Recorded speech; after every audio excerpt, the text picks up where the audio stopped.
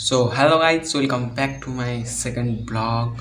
तो गाइज आजभोलि चाहिँ ट्राभल हुँदैछैन किनकि एसई इक्जाम आउँदैछ। त्यो पछि चाहिँ ट्राभल गर्नलाई म चाहिँ आज डेस्टिनेसन खोज्नेवाला छु।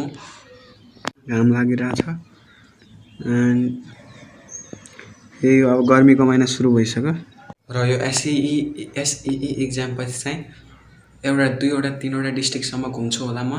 मलाई चाहिँ पुरा नेपाल घुम्नु छ र तपाईँहरूलाई पनि देखाउनु छ र म चाहिँ पुरा नेपालको नक्सा यहाँ यो पारदेखि यो पारसम्म घुम्ने छु र ती दुई तीनवटा डिस्ट्रिक्टहरूको नाम चाहिँ म सिलेक्ट गर्दैछु होइन। म 77 डिस्ट्रिक्टहरूमा ती दुई तीनवटा मात्र एन्ड सिलेक्ट गरेपछि देखाउँछु तपाईँलाई।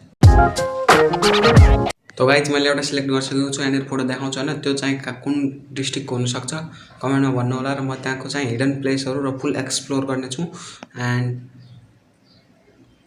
सब्सक्राइब गर्नलाई।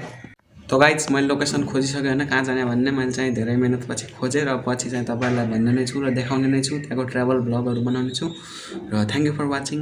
By bye, see you in next blog.